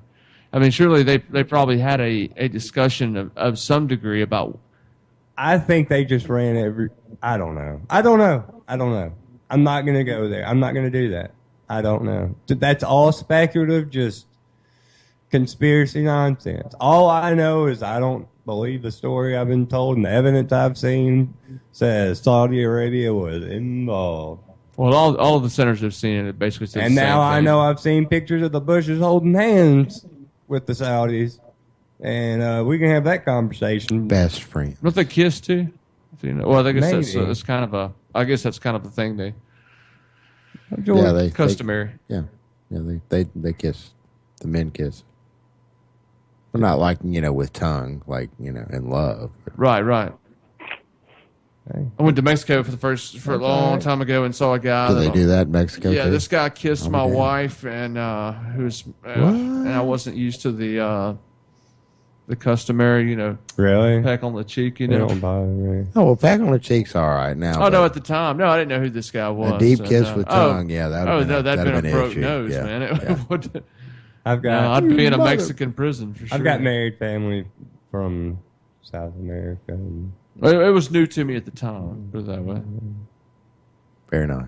So, but I tell you what, we don't have but just about under 10 minutes. I want to go ahead and go around the table here and with just everything that's going on in the news today, kind of give everybody a platform just to kind of. Real quick one, something a little bit more lighthearted. What do y'all think about Harriet Tubman on the 20? Oh yeah, I think it's awesome. Yeah, that's pretty cool. It's still unusual because of what a $20 bill is, but yeah, I don't care either way. I really don't. I think it's stupid, to be honest. I'm like, who cares? Big deal. Yeah, I'm gonna be a little creeped out though, snorting coke from a rolled up $20 bill. Are now. you? Yeah. Because that's what you do. I have to go back to the old faithful and get old Lincoln involved. Oh, man. Lincoln don't give a shit. The old standby. Oh, yeah, but that's really cool though.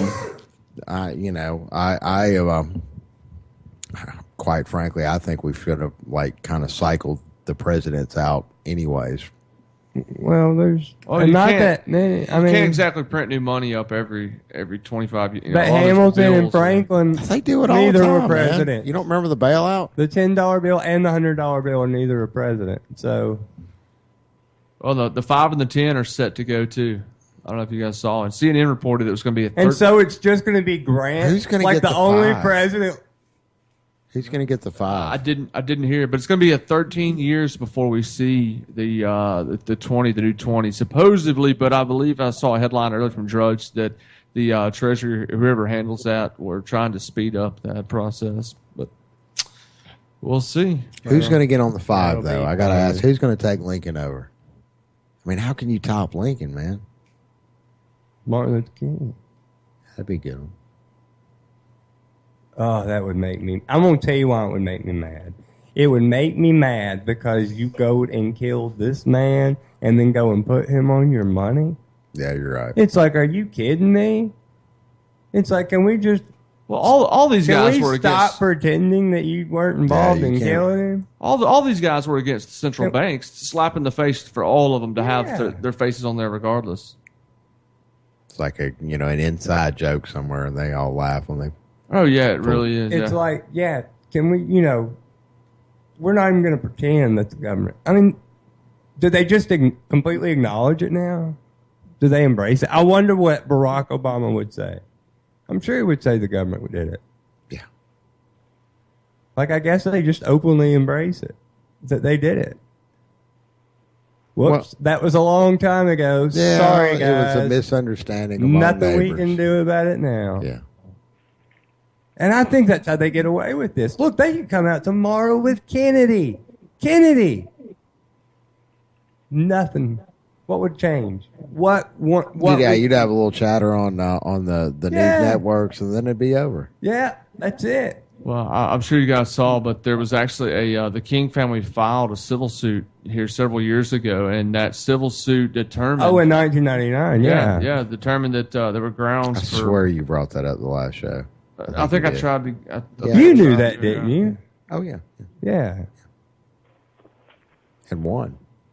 Oh yeah, the federal government ruled that it was a conspiracy. Yeah, said that the overwhelming evidence of U.S. government complicity found valid by the jury includes a whole list of stuff, including 20th Special Forces Group had an 8-man sniper team at the assassination location on that day, which is probably not.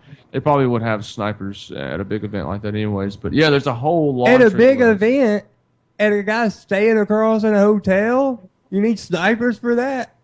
You need snipers for a guy getting ready to go to dinner at 4:30 on the balcony of his hotel. Oh, I'm talking about at the supposed to be at that one of the events he was supposed to be speaking Well, what at. does that have to do with when he got shot? What does an event have to do with anything? You have to look at. There's a whole laundry list of stuff that they get. Oh, don't get me started on King. I don't want to go here. Let's see. You got me on one of those topics. James Allray didn't do it. The end. Shut up. We all know who did it. Am I still fired? Not right this second. But I tell you what, other story I wanted to bring up on the page was the kid in the McDonald's. He he was charged. These kids went through the drive-thru and ordered 3 cups of water, and they were apparently little jerk kids and parked the car and dumped the water out, come in and get free drinks out of the soda thing, get free Cokes, whatever. And so the manager runs after them, and 2 of them hand over the drinks. And this one kid's like, I'm not getting mine. Sorry. And gets in the car and starts to drive away, but the manager is standing in front of the car. And so the kid hits the person with the car. But here's the thing. See, I don't think this person was in any way, shape, or form. From all the details I've seen of the story, if that turns out to be wrong, then forgive me. But all the details that I've seen so far, there are no injuries. So anyways, kid hits her with the car, runs to, or hits the manager. I don't know if it doesn't say if it's a male or female. Runs to the side, through the car, grabs the keys. Once he grabs the keys, kid pulls off again, hits the manager again, pulls away to get arrested down the street. How old was the kid again? You said 18. And they charge him with a felony robbery. But here's the thing. It's like, oh, yeah, the kid, he should be in jail. The kid, it's the person with the car. It's like $1.49 drink. Drink. Well, you gonna stand in front of the car for $1.49 drink? Well, obviously he didn't expect this kid to drive off. This happened in Arkansas too. No little snot-nosed brats gonna come up in my shot. It sounded like both sides of that. Not my Hardee's. The exchange. Both sides of the exchange. Overreaction there. What? What restaurant was this? I'm curious. McDonald's. Oh God, that's a restaurant. That's not a restaurant. Every person that involved. That's a place to use the bathroom on a long trip. That's what that is. McDonald's is awful. Yeah, you're right. That is what McDonald's is. Take a leak on a long trip, and that's about it, man. That's nasty. Hey, their apple pies are fire in the middle of the night, though. You stoner. I'll probably stop and get 2 of them. I tell you what, at the truck stop at the house. Finish your story on Tuesday at 11 p.m. on ucy.tv/TAMR. For me at Anti-Media Radio, I am SM Gibson, Shannon Madden, Kevin Knight, Claire Burnish. We'll be back later. Anti-Media Radio out. I'ma let them know through the stereo. Yo, here we go through the stereo.